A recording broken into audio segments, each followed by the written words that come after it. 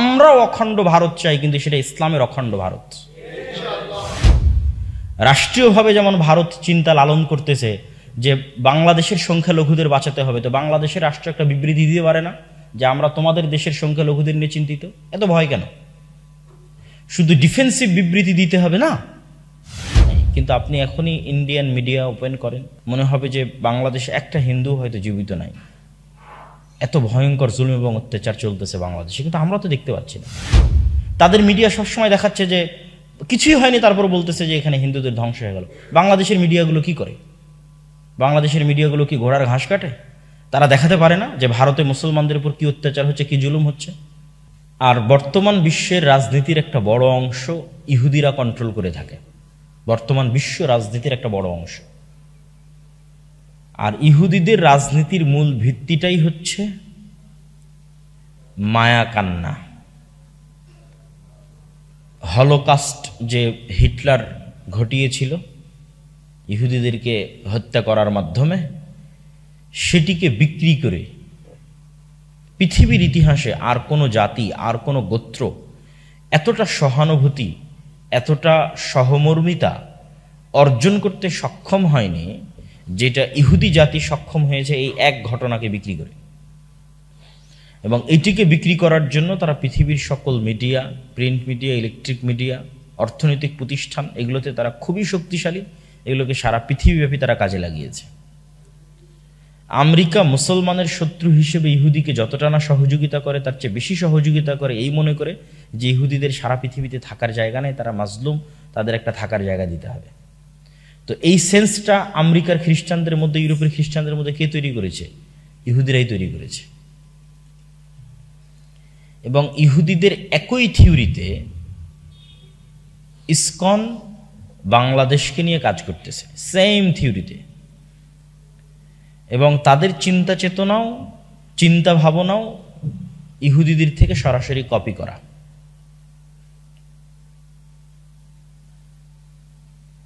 যেমন সারা পৃথিবীব্যাপী ইহুদিরা মাজলুম এই সংবাদ প্রচার করে, এই মনোভাব তৈরি করে তাদের জন্য একটা দেশ তৈরি করা হয়েছে আরবের মধ্যে। ঠিক বাংলাদেশে হিন্দুরা খুবই মাজলুম, খুবই অসহায়, খুব করুণ অবস্থার মধ্যে আছে, জীবন যায় যায় যায়, সেটি তৈরি করে বাংলাদেশকে অখণ্ড ভারতের অন্তর্ভুক্ত করা হিন্দুদের নিরাপত্তার জন্য।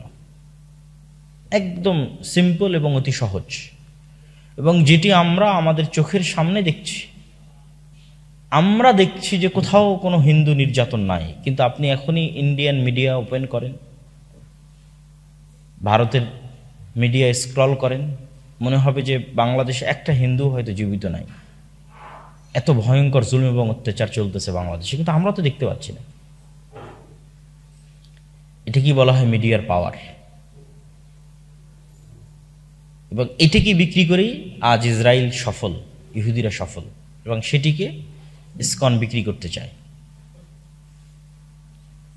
এবং অন্য হিন্দুদের থেকে ইসকনের যেটি সবচেয়ে বড় পার্থক্য, সেটি হচ্ছে তারা মূলত শ্রী চৈতন্যের মতবাদে বিশ্বাস করে। আমার মনে হয় ওইটা না দিলেই ভালো, ওনারা দেখলে বক্তব্য মনোযোগ দিয়ে শুনতে পারবে। ঠিক আছে, তো আপনার এদিকে মনোযোগ দেন। শ্রী চৈতন্যের মতবাদকে প্রাধান্য দেয় হচ্ছে ইসকন। শ্রী চৈতন্য কি চাইতেন? নির্জবন করো আজি সকল ভুবন, মানে আজকে পৃথিবীকে জবন মুক্ত করো।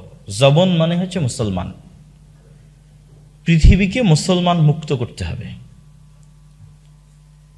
তো শ্রী চৈতন্যের যে হিন্দু শাখা, সেটি বৈষ্ণব হিন্দু শাখা হিসেবে পরিচিত। তো বৈষ্ণব হিন্দু কি? আর শ্রী চৈতন্যকে মনে করা হয় যে তিনি নিজেই, একদল হিন্দু দাবি করে যে তিনি নিজেই শ্রীকৃষ্ণ অথবা শ্রীকৃষ্ণের অনুসারী। তো বৈষ্ণব ধারাটা হচ্ছে হিন্দুদের মধ্যে যে জাত এবং পাতের ভেদাভেদ ছিল, হিন্দুদের মধ্যে যে কেউ ব্রাহ্মণ, কেউ ক্ষত্রিয়, কেউ শূদ্র, এই যে একটা ভেদাভেদ ছিল, এই ভেদাভেদের কারণে যারা নিম্ন বর্ণের হিন্দু তারা প্রচুর পরিমাণে ইসলাম গ্রহণ করত, যেটি বিশেষ করে এই বঙ্গে সংগঠিত হয়েছে, এই বাংলায়। বৌদ্ধরা চলে যাওয়ার পরে নিম্ন বর্ণের হিন্দুরা সবচেয়ে বেশি ইসলামে কনভার্ট হয়েছে। এত বেশি পরিমাণে ইসলামে তারা কনভার্ট হচ্ছিল যে এক সময় যেহেতু ব্রাহ্মণরা অতি অল্প, দেখা যাচ্ছে সকল নিম্ন বর্ণের হিন্দু ইসলাম গ্রহণ করলে ব্রাহ্মণরা এদেশের সংখ্যা লঘু হয়ে যাবে, মানে আসল হিন্দু ধর্ম সংখ্যা লঘু হবে। তখন নিম্ন বর্ণের হিন্দুদের একটা সম্মানের জায়গা তৈরি করার জন্য হিন্দু ধর্মের মধ্যে এই ধারাটার আবির্ভাব হয় যে নিম্ন বর্ণের হিন্দুদেরকে এম্পাওয়ারমেন্ট, তাদেরকে পাওয়ারফুল করা, তাদের হিন্দু সমাজে একটা সম্মান ও মর্যাদার জায়গা তৈরি করা, যেন তারা ইসলামে কনভার্ট না হয়। এবং আপনি দেখবেন যে যত জায়গায় ইসকনের মন্দির আছে প্রত্যেকটা জায়গায় নিম্ন বর্ণের হিন্দুদের বসবাস আছে। যেমন ঢাকার স্বামীবাগে যেখানে ইসকনের বলা যায় সবচেয়ে বড় মন্দির আছে, এটা একটা ম্যাথর পট্টি। হিন্দুদের যারা নিম্নবর্ণের হিন্দু ম্যাথর হিসেবে বসবাস করে তারা সেখানে থাকে। চিটাগাংয়ে যেখানে সাইফুল ইসলাম আলিফ ভাইকে হত্যা করা হয়েছে সেটি ম্যাথর পট্টি, সেখানে নিম্নবর্ণের হিন্দুরা বসবাস করে। সিলেটে যে অঞ্চলে ইসকনের সবচেয়ে বেশি প্রভাব সেখানে সব চা শ্রমিকেরা বসবাস করে। যেমন সিলেটের রাগেব মেডিকেল কলেজের সম্পত্তি নিয়ে যে গত সরকারের আমলে বিভিন্ন কেস মামলা ইত্যাদি, সেটার নেতৃত্বে মূলত ইসকনই ছিল এবং এটির পিছনে ছিল নিম্নবর্ণের হিন্দুরা যারা চা বাগানে চা শ্রমিক হিসেবে কাজ করে।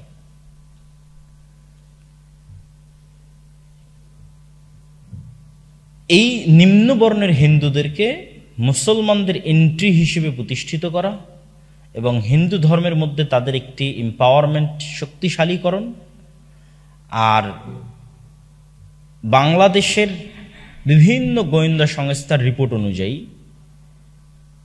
এবং বিভিন্ন বই পুস্তকে সেই গোয়েন্দা সংস্থার রিপোর্ট বক্তব্য তুলেও ধরা হয়েছে,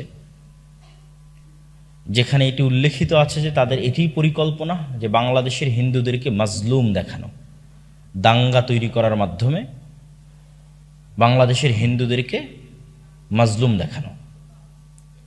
কিন্তু বাংলাদেশের মুসলমানদের ভাগ্য ভালো, জানি না এই ভাগ্য কতদিন ভালো থাকবে, যে এত বড় একটি হত্যাকাণ্ড ঘটার পরেও বাংলাদেশের মুসলমানেরা অত্যন্ত ধৈর্যের সাথে, অত্যন্ত বুদ্ধিমত্তার সাথে এটির পাল্টা কোনো রিয়াকশন হিন্দুদের উপর করতে যায়নি, যেটি মূলত তাদের চাওয়া ছিল যে আমরা তাদের একজনকে তাদের দেশে হত্যা করব, তারা উগ্র হয়ে ক্ষিপ্ত হয়ে আমাদের মন্দির ভাঙচুর করবে, আগুন জ্বালাও পোড়াও করবে।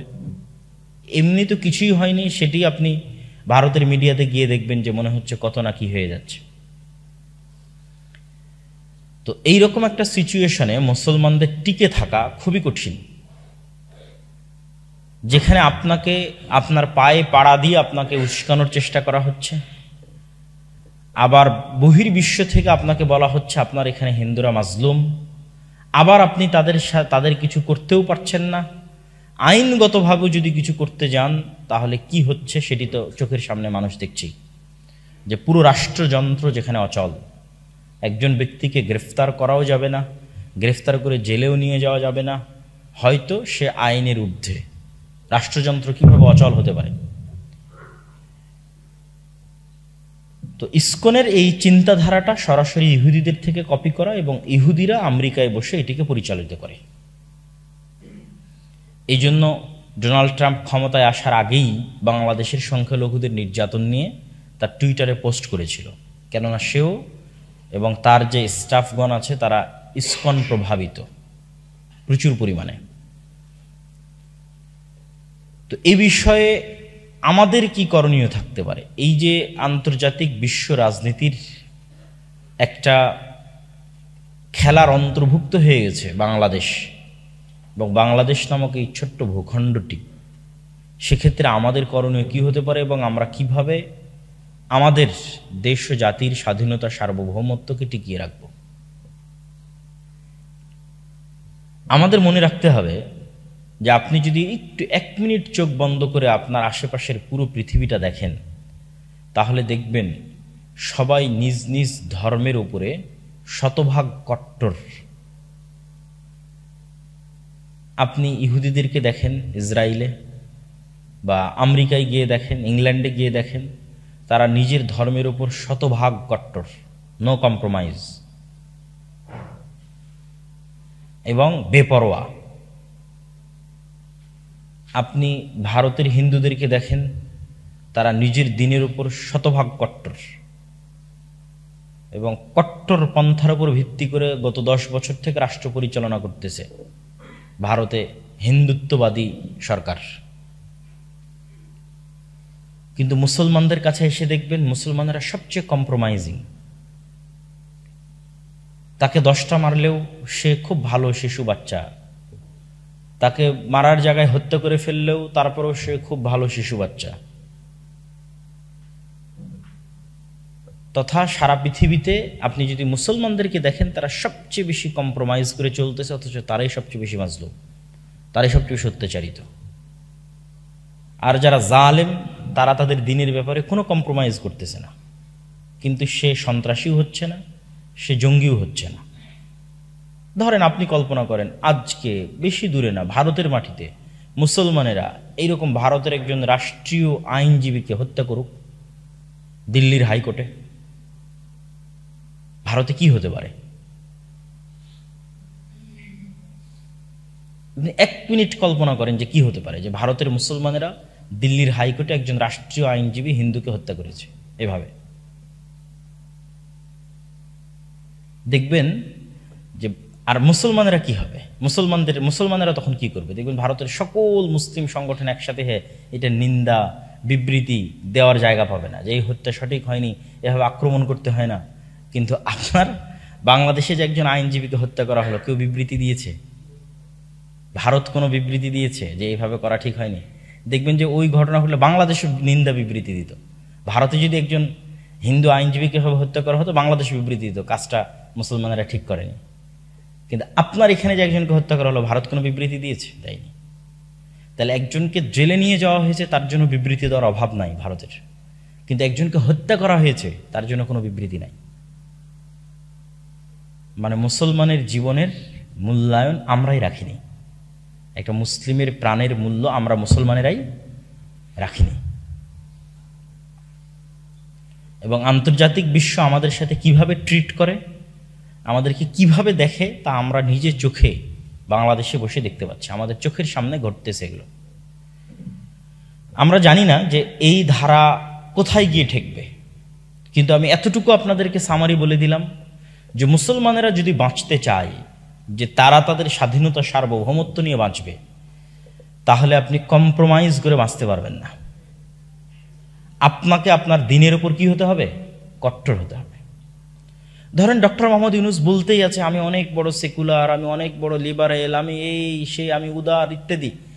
আমি আজ কালকেই দেখতেছিলাম একটা বিশাল হিন্দু পেজে ডক্টর ইউনূসের ছবি দিয়ে তারা কমেন্ট করেছে যে आप लोग इसके बारे में अपनी जबान में क्या कहेंगे, যে নিজ নিজ ভাষায়, আঞ্চলিক ভাষায় একে আপনি কি বলবেন ডক্টর মোহাম্মদ ইউনূসকে।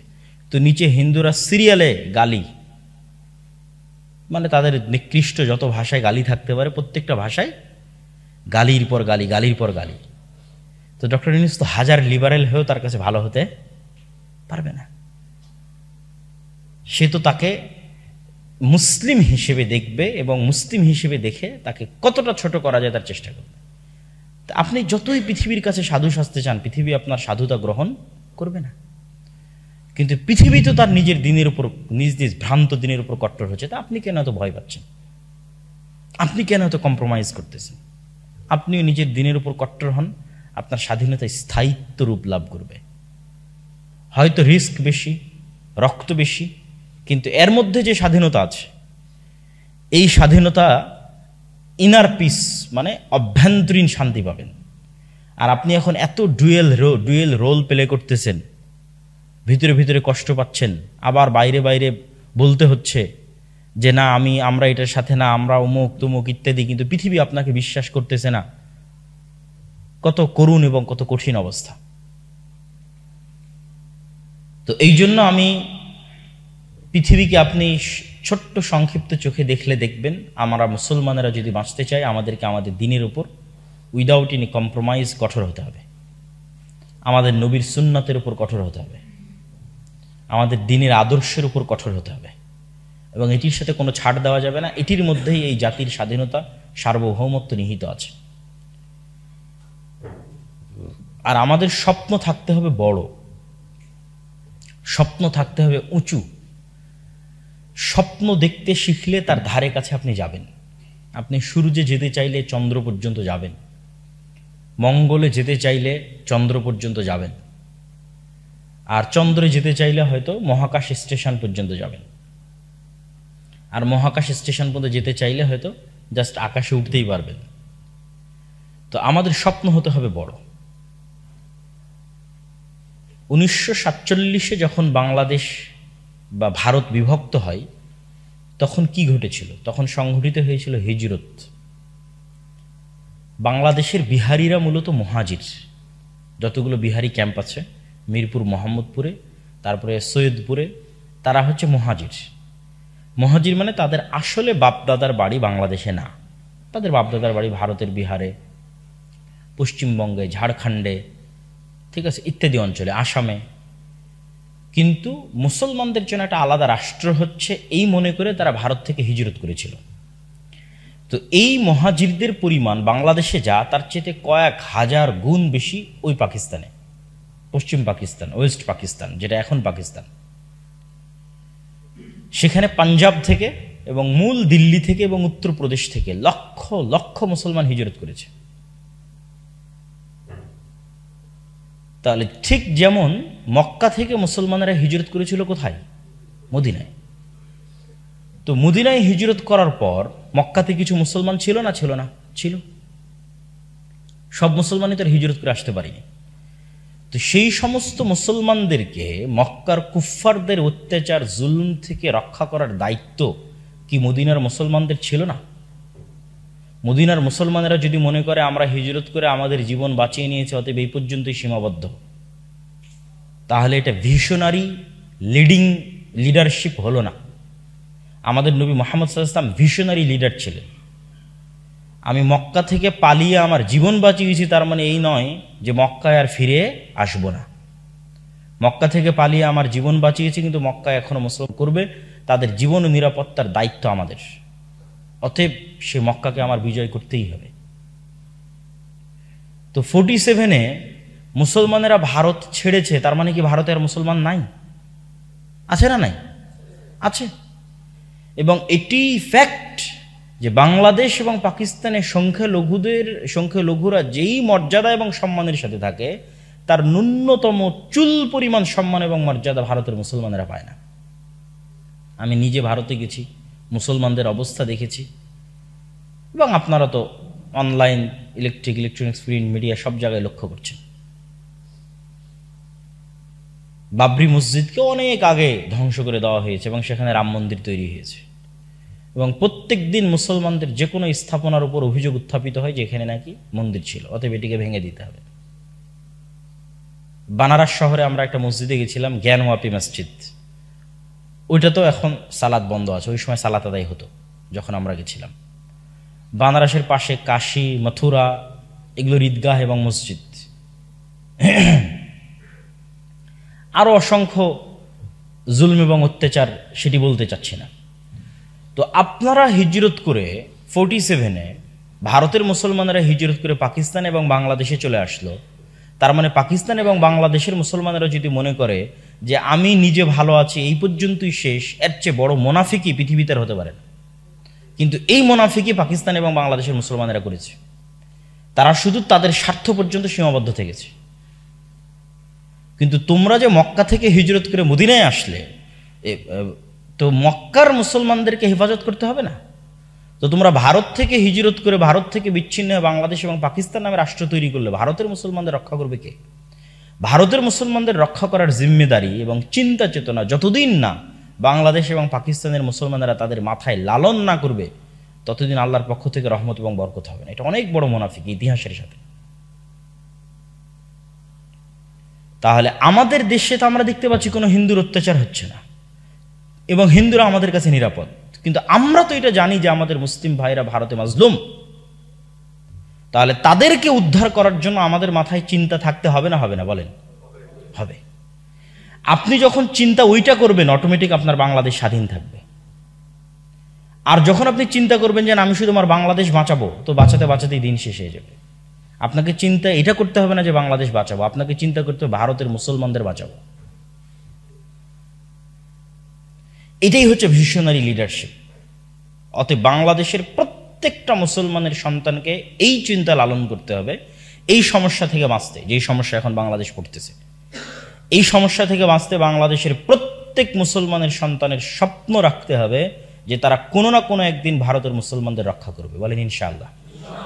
আপনি না পারলে আপনার সন্তানেরা রক্ষা করবে, তারা না পারলে তাদের সন্তানেরা রক্ষা করবে। আপনি ফিলিস্তিনের মুসলমানদের রক্ষা করার চিন্তা বাদ দেন, ভারতের মুসলমানদের রক্ষা করেন, ভারতের মসজিদগুলো রক্ষা করেন। তাহলে এই চিন্তা, এই নিয়ত, এই স্বপ্ন একদিন না একদিন বাস্তবায়ন হবেই। এটি অসম্ভব কোনো স্বপ্ন নয়। তারা চিটাগাংয়ের মাটিতে গেরুয়া পতাকা উত্তোলন করার চেষ্টা করেছে, দেখা যাচ্ছে যে সেই পতাকার বদলে ইসলামের পতাকা দিল্লিতে গিয়ে স্থাপিত হচ্ছে। অসম্ভব কিছু না।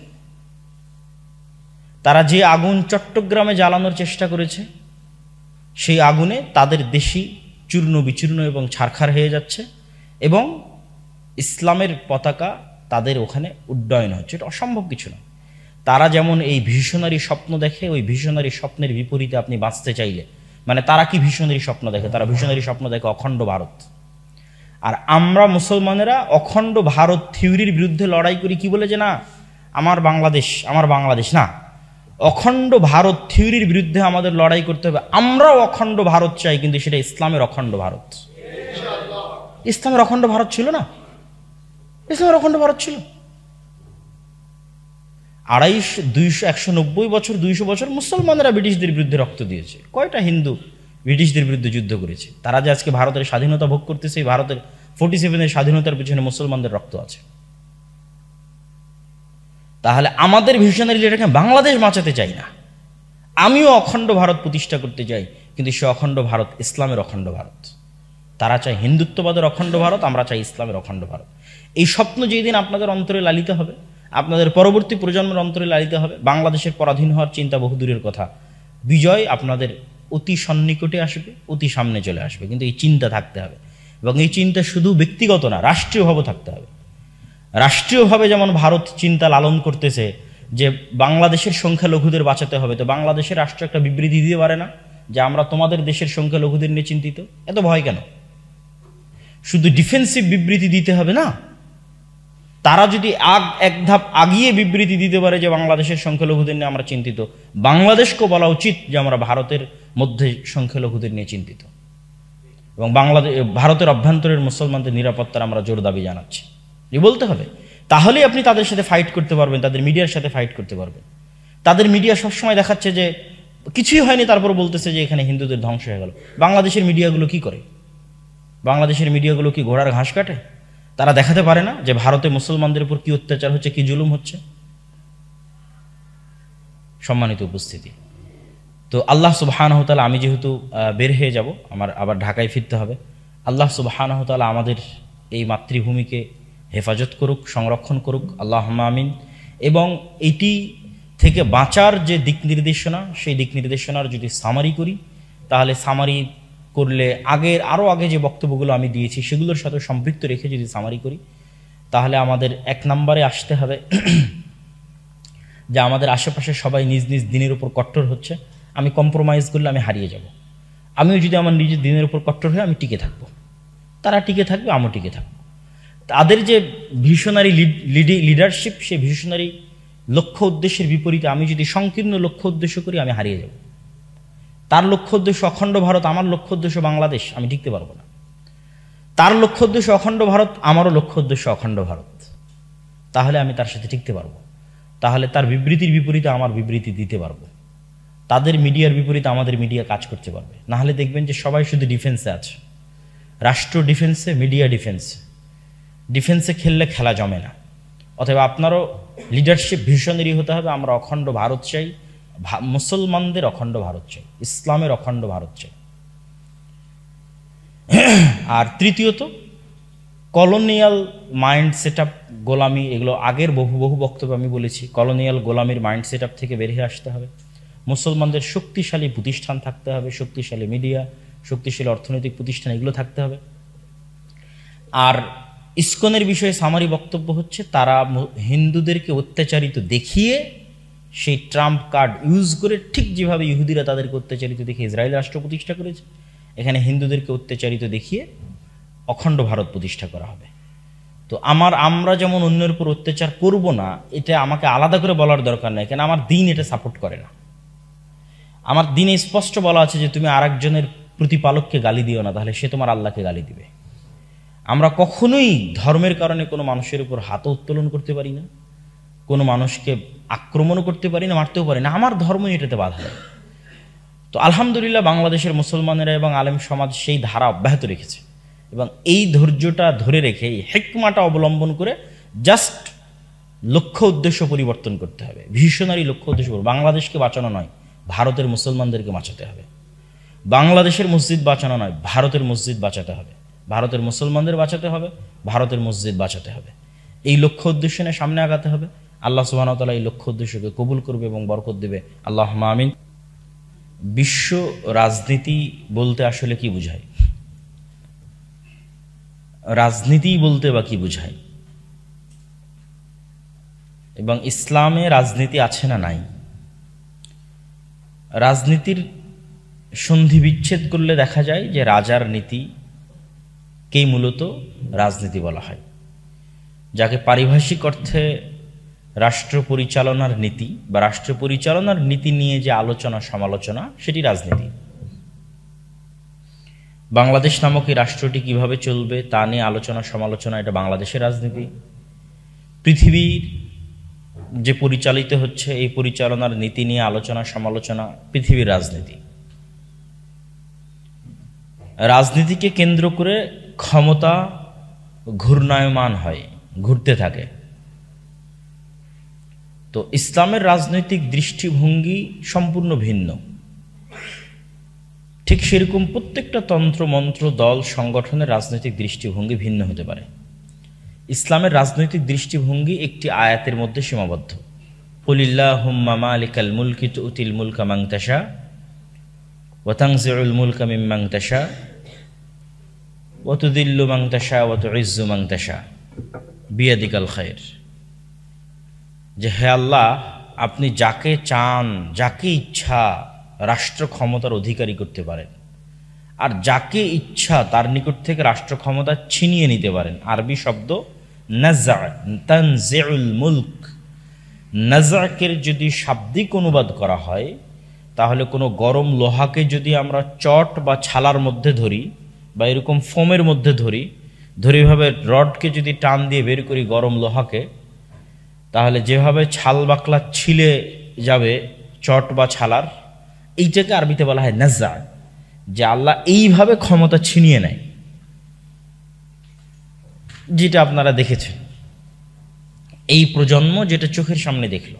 এরকম অতীতেও আল্লাহ এভাবে রাষ্ট্র ক্ষমতা ছিনিয়ে নিয়েছে, যেটা হয়তো আমরা দেখিনি, কিন্তু সেগুলোর বর্ণনা আল্লাহ কোরআন মাজিদে 1000 বছর আগের বর্ণনা তুলে ধরেছে, ফেরাউনের বর্ণনা তুলে ধরেছে, যে আল্লাহ কিভাবে রাষ্ট্র ক্ষমতা মানুষের কাছে ছিনিয়ে নেয়।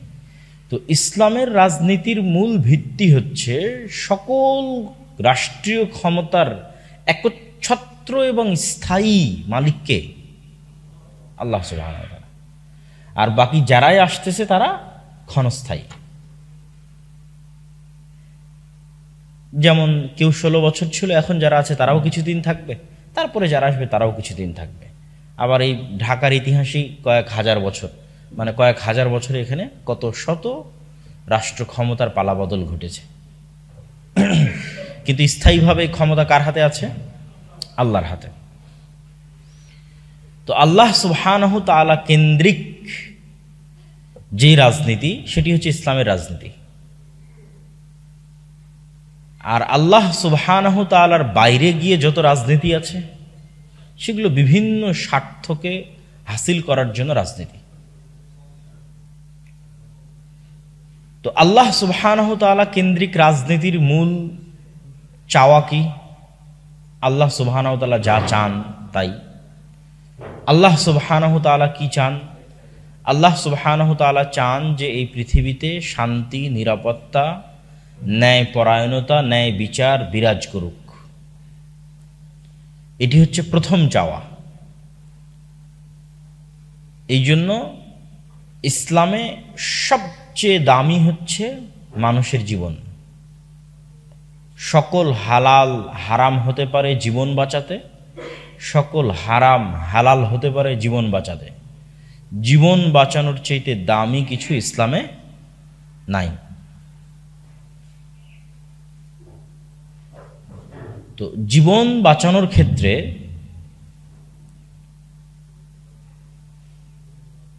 ইসলামের যে মূলনীতি সেটি থেকেই মূলত নির্গত হয়েছে শান্তি এবং নিরাপত্তা। মানে ইসলামের টপ প্রায়োরিটি কি? শান্তি এবং নিরাপত্তা। শান্তি এবং নিরাপত্তা রক্ষার জন্য সকল হালাল হারাম হতে পারে, সকল হারাম হালাল হতে পারে এবং হালালও হারাম হতে পারে, সামগ্রিক শান্তি ও নিরাপত্তা রক্ষার জন্য। এর চাইতে দামি কিছু নাই, কেননা আল্লাহ সুবহানাহু তাআলার কাছে সবচেয়ে দামি হচ্ছে মানুষের জীবন। তাহলে ইসলামের রাজনীতি ঘুরবেই এই জিনিসটাকে কেন্দ্র করে যে পৃথিবীতে কিভাবে শান্তি প্রতিষ্ঠা করা যায়, কিভাবে নিরাপত্তা প্রতিষ্ঠা করা যায়। আর আরেকটি বিষয় যে আল্লাহ সুবহানাহু তাআলা রব্বুল আলামিন হিসেবে সারা পৃথিবীর মানুষ যেমন তার নিকটে সমান, যেমনটা আল্লাহর নবী বলেছেন, ইন্না আবাকুম ওয়াহিদ ওয়া ইন্না রব্বাকুম ওয়াহিদ, যে তোমাদের পিতাও এক, তোমাদের প্রতিপালকও এক। ইয়া আইয়ুহান নাস উবুদু রাব্বাকুমুল্লাযী খালাকাকুম মিন নাফসিন ওয়াহিদা, হে দুনিয়ার মানুষ তোমরা ওই আল্লাহর ইবাদত করো যিনি তোমাদেরকে এক নাফস থেকে সৃষ্টি করেছেন, সবাই একজন থেকে, আদম আলাইহিস সালাতু ওয়াস সালাম থেকে। তথা ডোনাল্ড ট্রাম্পের পিতা আর ডক্টর ইউনূসের পিতা একজন, আদম আলাইহিস সালাতু ওয়াস সালাম। এবং নরেন্দ্র মোদীর পিতা ডক্টর ইউনূসের পিতা একজন, আদম আলাইহিস সালাতু ওয়াস সালাম।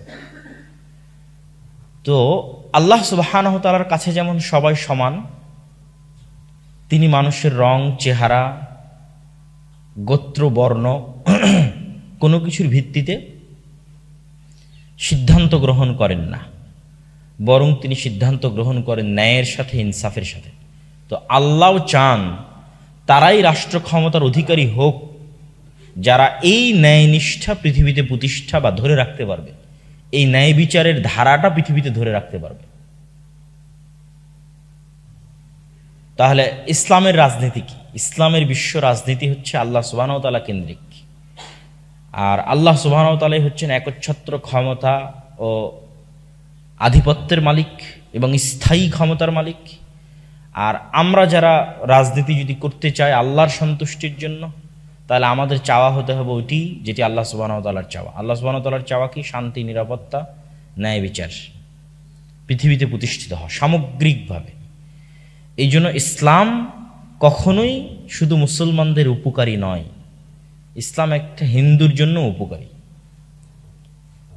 ইসলাম একজন বৌদ্ধের জন্য উপকারী, ইসলাম একজন খ্রিস্টানের জন্য উপকারী।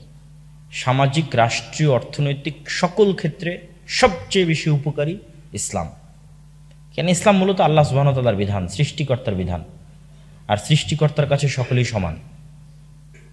সুতরাং এখানে কেউ ক্ষতিগ্রস্ত হবে না, কেউ অন্যায় অনাচারের শিকার হবে না।